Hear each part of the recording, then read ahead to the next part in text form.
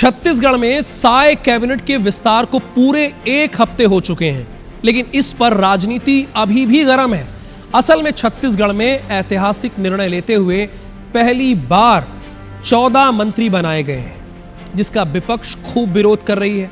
Cabinet में 14वें मंत्री की नियुक्ति को कांग्रेस संविधान का उल्लंघन बता रही है और इसके विरोध में कोर्ट का दरवाजा खटखटाने की तैयारी में है।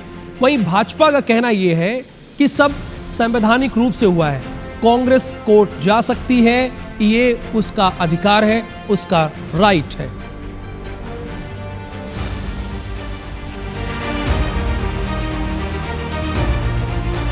छत्तीसगढ़ मंत्रिमंडल में 14 मंत्री बनाने का मामला सियासी तूल पकड़ता जा रहा है। कांग्रेस इसे असंवैधानिक बता रही है। नेता प्रतिपक्ष ने राज्यपाल रमेन डेका को पत्र लिखकर कैबिनेट विस्तार पर आपत्ति जताई। कांग्रेस इस पूरे मामले को लेकर अदालत का रुख करने वाली है। प्रतिशत में 13 मंत्री आते हैं, 13 मंत्री बनाए रखें। अभी 13 मंत्री से उन्हें 14 मंत्री किया है तो नियम का उल्लंघन हुआ है, संविधान का उल्लंघन हुआ है, संवैधानिक व्यवस्था को आप मान नहीं रहे हैं। प्लस 13 मंत्री का जो परंपराएं थी संवैधानिक रूप से उसी सरकार ने तोड़ दिया और ना ही केंद्र सरकार से अनुमति ली और उस परंपरा को तोड़ते 14 मंत्री बनाए। उसके लिए अभी हम लोग लीगल सलाह ले रहे हैं। निश्चित रूप से लीगल सलाह लेने के बाद इसमें हम लोग आगे बढ़ेंगे। असल में 20 अगस्त को मुख्यमंत्री विष्णुदेव साय ने मंत्रिमंडल का विस्तार करते हुए 3 नए मंत्रियों को शामिल किया। इस विस्तार के बाद मंत्रियों की संख्या कुल 14 हो गई है। छत्तीसगढ़ विधानसभा में कुल 90 विधायक हैं। नियमों के तहत 15% के हिसाब से मंत्रियों की अधिकतम संख्या 13.5 हो सकती है। गणित के हिसाब से 13.5 को 14 माना जाता है। ऐसे में हरियाणा की तरह यहाँ पर भी 14 मंत्री बनाए जा सकते हैं। एक दशक से ऊपर हो चुका है जब हरियाणा में 14 सदस्य मंत्रिमंडल में हैं और अभी तक कहीं भी न्यायिक रूप से किसी न्यायपालिका में ऐसा कोई निर्णय उसके विरुद्ध नहीं आया है, ना ही कोई अन्य किसी मंच पर इस पर आपत्ति की गई। तो मुझे लगता है कि अगर 13.5 को 14 माना गया है तो ये गणितीय आकलन है।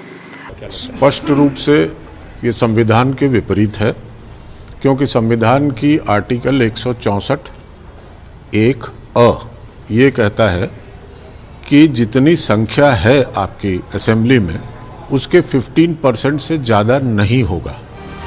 कांग्रेस का कहना है कि मंत्रिमंडल की संख्या अगर संवैधानिक रूप से बढ़ाई गई है तो इसकी सारी प्रक्रिया सार्वजनिक की जानी चाहिए। कांग्रेस के इस रुख पर भाजपा ने कड़ी प्रतिक्रिया दी। बिल्कुल स्वागत है उनका। लोकतंत्र में हर व्यक्ति को अगर लगता है गलत हुआ है तो कोर्ट जाना चाहिए, अपनी बातों को रखना चाहिए। कांग्रेस रखे, कोई दिक्कत नहीं है। 14वें मंत्री का मुद्दा छत्तीसगढ़ की राजनीति में सत्ता और विपक्ष के बीच टकराव का नया कारण बन गया है। अब सबकी दिलचस्पी इस बात में है कि कांग्रेस का ये मुद्दा टिकेगा या फिर हरियाणा फार्मूला छत्तीसगढ़ में भी कायम रहेगा।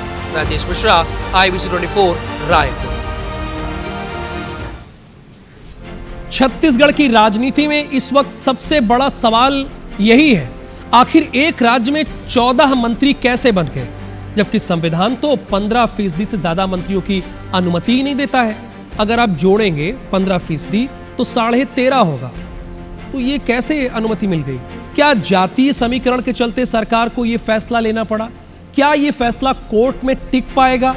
और इस पूरे मामले में हरियाणा फॉर्मूला कैसे बीच में आ गया भाई? ये हरियाणा फॉर्मूला कैसे आ गया? मामला तो वहां भी कोर्ट में ही है।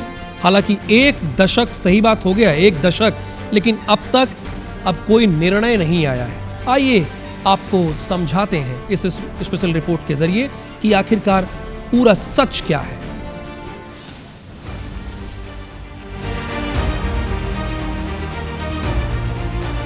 छत्तीसगढ़ में पहली बार 14 मंत्रियों को कैबिनेट में शामिल किया गया है, जबकि संविधान के 91वें संशोधन के मुताबिक किसी राज्य में मंत्रियों की संख्या विधानसभा सदस्यों की कुल संख्या के 15% से ज्यादा नहीं हो सकती। असल में छत्तीसगढ़ विधानसभा में कुल 90 विधायक हैं, यानी अधिकतम 13 मंत्री ही बनाए जा सकते हैं। फिर सवाल ये उठता है कि 14वां मंत्री कैसे बन गया? असल में छत्तीसगढ़ में लागू किया गया है हरियाणा फॉर्मूला। ये वही फॉर्मूला है जो हरियाणा में 2021 से चल रहा है। जहां एक विधायक को राज्य मंत्री स्वतंत्र प्रभार के बजाय राज्य मंत्री बना दिया गया। यानी तकनीकी रूप से वो मंत्री नहीं होता, लेकिन उसे सभी सुविधाएं और दर्जा मंत्री के बराबर ही मिलता है। सरकारी कामकाज में कोई बड़ा फर्क नहीं, लेकिन कागजों पर वो कैबिनेट का हिस्सा नहीं माना जाता। ठीक वैसा ही फॉर्मूला अब छत्तीसगढ़ में लागू हुआ है। अब सवाल यह है कि सरकार को ये रास्ता अपनाने की जरूरत क्यों पड़ी। असल में छत्तीसगढ़ में कांग्रेस को टक्कर देने के लिए बीजेपी ने जबरदस्त जातीय और क्षेत्रीय समीकरण साधे हैं। ओबीसी, आदिवासी, दलित और सवर्ण सभी को खुश रखना जरूरी था। साथ ही क्षेत्रीय संतुलन भी साधना था, यानी उत्तर, दक्षिण और मध्य छत्तीसगढ़ से प्रतिनिधित्व देना था। 13 में ये सब मुमकिन नहीं था, इसलिए 14वां चेहरा जोड़ना पड़ा। लेकिन संविधान का नियम आड़े आ रहा था, इसलिए हरियाणा मॉडल अपनाया गया। अगर ये मामला कोर्ट गया तो सबसे पहले देखा जाएगा कि क्या राज्य मंत्री के दर्जे का व्यक्ति कैबिनेट का हिस्सा माना जाएगा या नहीं। अगर कोर्ट ने कहा कि ऐसा व्यक्ति वास्तव में मंत्री ही है, तो सरकार के सामने संवैधानिक संकट खड़ा हो सकता है। मंत्रिमंडल को फिर से रिशफल करना पड़ सकता है। अब बात करते हैं हरियाणा के केस की, जहां से ये मॉडल लिया गया। हरियाणा में भी इस मॉडल को लेकर कोर्ट में चुनौती दी गई, लेकिन अभी तक इस पर कोई अंतिम फैसला नहीं आया। मामला अभी पेंडिंग है और अगली सुनवाई की तारीख का इंतजार किया जा रहा है। यानी छत्तीसगढ़ सरकार ने एक ऐसा फॉर्मूला अपनाया है जिसकी वैधता खुद कोर्ट में सवालों के घेरे में है। कुल मिलाकर छत्तीसगढ़ में हरियाणा मॉडल की एंट्री ने राजनीति को गर्म कर दिया है। अगर कोर्ट ने इस मॉडल को असंवैधानिक करार दिया तो न सिर्फ सरकार की रणनीति पर असर पड़ेगा, बल्कि देश के दूसरे राज्यों के लिए भी नया उदाहरण बनेगा। Bureau report, IBC 24। देखिए, आसानी से चीजों को आप समझ जाइए, इसीलिए हमने अपने मैनेजिंग एडिटर विश्वेश ठाकरे जी को जोड़ा है, जो कि छत्तीसगढ़ की राजनीति को बड़े अच्छे से जानते और समझते हैं। विश्वेश जी, मेरा बड़ा सीधा सा सवाल है। देखिए, आप हरियाणा मॉडल बता रहे हैं। हरियाणा मॉडल में तो 2 राज्य मंत्री हैं ना, 12 कैबिनेट की रैंक है और 2 राज्य मंत्री हैं। लेकिन यहां तो सभी के सभी 14 कैबिनेट मिनिस्टर हैं। अगर संविधान के अकॉर्डिंग देखें तो 13.5 हो सकते हैं। 14 मंत्री क्यों बनाए गए और इसकी जरूरत क्यों पड़ी? आप हमारे दर्शकों को आसान भाषा में समझाइए कि क्यों जरूरत पड़ी। जी राहुल, तो इस पूरे मामले में सबसे पहले समझने वाली बात ये है कि अब चूंकि 14 मंत्रियों की नियुक्ति का मामला हाई कोर्ट के दरवाजे तक के पहुंच ही चुका है, अब आजकल में इसमें याचिका दायर हो जाएगी यहाँ पर छत्तीसगढ़ कांग्रेस या किसी सामाजिक कार्यकर्ता की ओर से, तो ये समझना होगा कि इस याचिका का होगा क्या। तो इसमें बहुत ज़्यादा इस याचिका में कुछ होने की गुंजाइश दिखाई नहीं देती है। मैं ऐसा इसलिए बोल रहा हूँ क्योंकि हरियाणा में जिसका फार्मूला यहाँ पर लागू करके 15% मंत्री बनाए जाने थे तो 14 बनाए गए हैं। हरियाणा में भी 90 विधानसभा सीट है, हमारे यहाँ भी 90 है, तो वैसे देखा जाए तो 13.5 इसका 15% होता है, लेकिन यहाँ पर 14 मंत्री बनाए गए हैं। हरियाणा में भी ये बनाए गए थे। वहाँ पर पिछली तीसरी सरकार है जो ऐसा कर रही है। वहाँ पर दोनों बार 14 मंत्रियों के खिलाफ में याचिकाएं लगी थी जो कि खारिज हो गई। अभी भी लगी है, कोई ठोस नतीजा नहीं है, सिर्फ नोटिसों पर है ये अभी वहां पर मामला। तो यहाँ पर भी इस याचिका को दायर करने के बाद में अगर ये कांग्रेस को लग रहा है कि बड़ा रिलीफ मिल जाएगा तो ऐसा कुछ होता फिलहाल तो नहीं दिखाई देता है। दूसरा एक, इसकी नौबत क्यों आती है आखिर? क्यों जब 13 मंत्री अभी तक के सरकारों में बनाए जाते रहे छत्तीसगढ़ में, तो 14वें मंत्री बनाए जाने की जरूरत क्यों आई? तो इसका सीधा सा उदाहरण है, जैसे हरियाणा में 14 मंत्री इसलिए बनाए जाते हैं कि वहाँ पर जातिगत समीकरणों को साधा जाता है। ये कहा जाता है वहाँ पर कि 14 मंत्रियों के जरिए भारतीय जनता पार्टी वहाँ 36 जातियों को साधती है।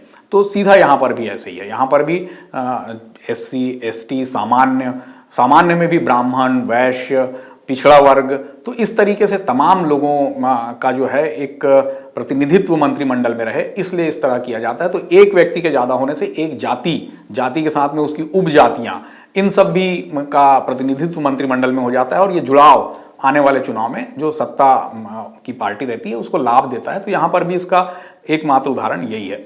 एक बात और मैं बता दूं राहुल कि इससे पहले भी ये ऐसा पहला मामला नहीं है जिस कोई सरकार के निर्णय के खिलाफ में अदालत में मामले लगे हैं। एक मामला हुआ था संसदीय सचिव का। जब भारतीय जनता पार्टी में रमन सिंह की सरकार थी तो संसदीय सचिवों की जब नियुक्ति हुई तो कांग्रेस में मोहम्मद अकबर थे, तब विपक्ष में थे। मोहम्मद अकबर ने एक याचिका दायर की थी हाई कोर्ट में कि संसदीय सचिवों की नियुक्ति संविधान के विपरीत है, जैसा कि इस मामले में भी हो रहा है। सीधा यही उनका आरोप था। लेकिन इस संसदीय सचिवों पर ऐसा कोई ठोस निर्णय आया नहीं। और आश्चर्यजनक बात कि जब कांग्रेस की 2018 में सरकार बनी तो कांग्रेस ने भी जिस संसदीय सचिव का वो उसके खिलाफ में हाईकोर्ट गई थी तो उन्होंने भी संसदीय सचिवों की नियुक्ति की। तो इस तरीके से जो मामले होते हैं वो दरअसल बहुत ज़्यादा टिकते नहीं हैं कोर्ट में और वो पॉलिटिकल मोटिवेटेड मामले होते हैं। तो इस मामले में भी मेरे को ऐसा नहीं लगता है कि बहुत कोर्ट में कोई ऐसा ठोस या कड़ा डिसीजन आ जाएगा जिससे सरकार पे या 14वें मंत्री पर कोई असर पड़ेगा। बिल्कुल, एक बात तो क्लियर है, आपकी बात से तय है कि अभी भी ये सरकारें जात पात में फंसी हुई हैं। और दूसरी बात यह है कि जो 90वां संशोधन हुआ था वो इसलिए हुआ था कि ज़्यादा खर्च ना हो, जनता पर बोझ ना पड़े, इसलिए मंत्रियों की संख्या लिमिट की गई थी। लेकिन यहाँ तो अधिकतम बढ़ा दी गई है, 13.5 हो सकते हैं तो 13 कर सकते थे, लेकिन 14 किया गया है। थैंक यू सो मच इस पूरी इंफॉर्मेशन के लिए आपका।